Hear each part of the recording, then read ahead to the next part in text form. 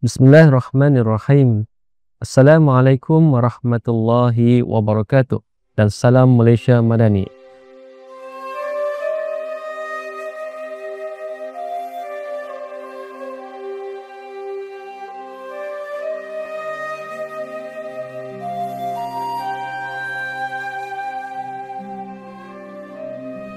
Saya Dr. Wan Muhammad Rizhan bin Wan Idris, Timbalan Dekan Hal Ehwal Pelajar dan Alumni Fakulti Informatik dan Komputeran. Alhamdulillah, syukur kehadirat Ilahi kerana dengan izinnya saya diberi peluang untuk menyempurnakan amanah sebagai TD HEPA FIK selama 4 tahun dengan penuh cabaran dan kenangan bermakna.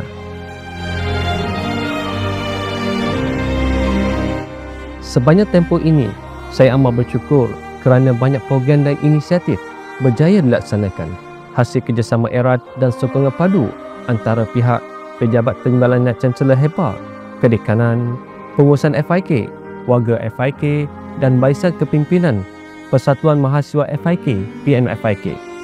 Keprihatinan, semangat sukarelawan dan komitmen tinggi para mahasiswa dalam menjayakan program di fakulti amat saya hargai dan saya banggakan.